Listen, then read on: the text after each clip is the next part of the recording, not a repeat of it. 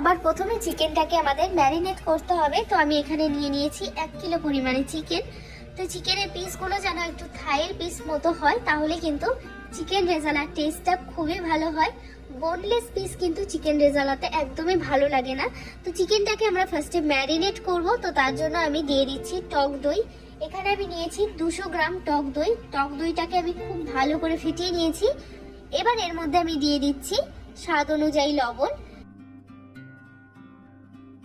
দিয়ে দিচ্ছি 1 টিস্পুন মতো গোলমরিচের গুঁড়ো, 1 টিস্পুন আদা বাটা এবং 1 টিস্পুন রসুন বাটা, আর দিয়ে দিচ্ছি 1 টেবিল চামচ মতো সাদা তেল। তেলের পরিবর্তে তোমরা এখানে ঘিও ব্যবহার করতে পারো। এবার সমস্ত কিছু খুব ভালো করে মাখিয়ে নেব। মাখানো হয়ে গেলে চিকেনটাকে ম্যারিনেট করে 1 ঘন্টার জন্য রেখে দেব। হাতে যদি সময় কম থাকে তাহলে আধা ঘন্টার জন্য ম্যারিনেট করেও রাখতে পারো, আর যদি সময় আরো বেশি থাকে তাহলে এটাকে 2 থেকে 3 ঘন্টার জন্য ম্যারিনেট করে ফ্রিজে রেখে দিতে পারো, সেটাও কিন্তু খুবই ভালো হয়। এবার আমি একটা মশলা তৈরি করব। তো আমি একটা মিক্সার জারের মধ্যে দিয়ে দিচ্ছি 2টো মিডিয়াম সাইজের পেঁয়াজ, আর দিয়ে দিচ্ছি 2টো কাঁচা লঙ্কা। এগুলোকে জল ছাড়া ভালো করে বেটে নেব। তো দেখো পেঁয়াজ আর কাঁচা লঙ্কাটা ভালো করে বাটা হয়ে গেছে।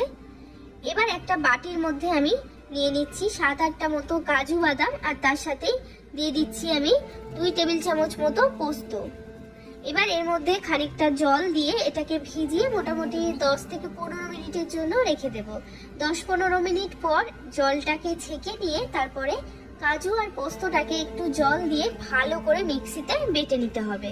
তো দেখো কাজু আর পোস্তটা আমি খুব ভালো করে মিক্সিতে বেটে নিয়েছি।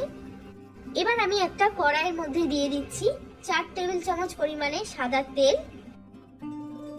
তার সাথে দিয়ে দিচ্ছি 1 টেবিল চামচ পরিমাণে ঘি। এবার এর মধ্যে আমি দিয়ে দেব একটা তেজপাতা, আর নিয়েছি এখানে আমি 2টো শুকনো লঙ্কা এবং কিছু গোটা গরম মশলা, যেমন আছে 4টে মতো ছোট এলাচ, একটা বড় এলাচ, একটা দারচিনি, 2-3টে লবঙ্গ। এগুলো তেলের মধ্যে দিয়ে দেব এবং কয়েক সেকেন্ডের জন্য ফোড়নটাকে একটু ভেজে নিতে হবে।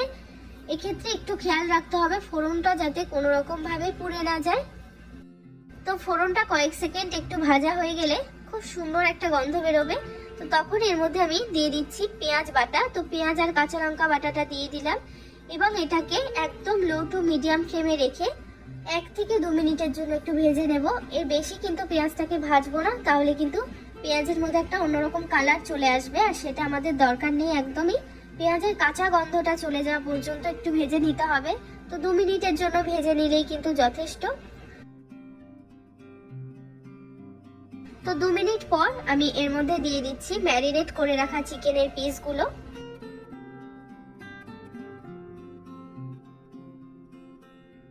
এবার চিকেনটাকে পেঁয়াজের সাথে একটু নাড়াচাড়া করে নিয়ে এটাকে ঢাকা দিয়ে লো ফ্লেমে 10 থেকে 15 মিনিটের জন্য রেখে দেব।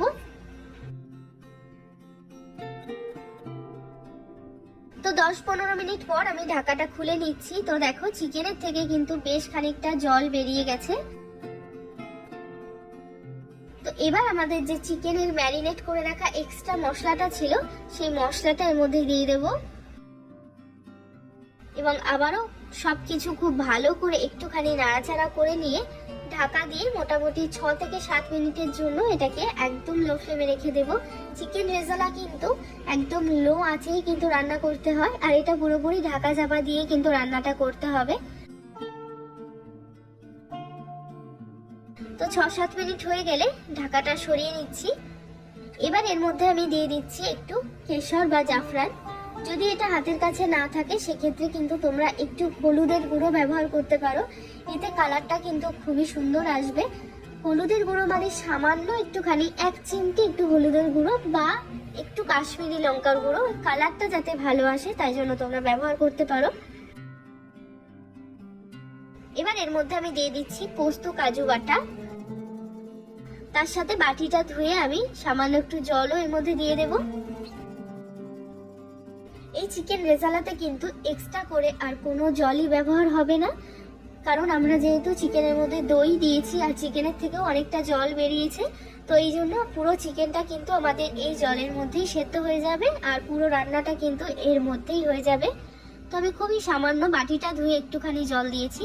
তো এবার সমস্ত কিছু খুব ভালো করে নাড়াচাড়া করে মিশিয়ে নিয়ে আবারও ঢাকা দিয়ে মোটামুটি 10 মিনিটের জন্য রেখে দেব। তো 10 মিনিট পর আমি ঢাকাটা সরিয়ে নিচ্ছি। তো দেখো এখানে কিন্তু আমাদের চিকেনের থেকে তেল ছাড়তে শুরু করে দিয়েছে। তো এই সময় এর মধ্যে দিয়ে দেব ছোট 1 বাটি মতো মাখানা। মাখানা কিন্তু তোমরা যে কোনো গ্রোসারি স্টোরেই পেয়ে যাবে, আর রেস্টুরেন্ট বা হোটেলে খেতে গেলে কিন্তু চিকেন রেজালাতে কিন্তু মাখানাটা মাস্ট। তো মাখানাটা দিলে এটা খেতেও খুবই ভালো লাগে।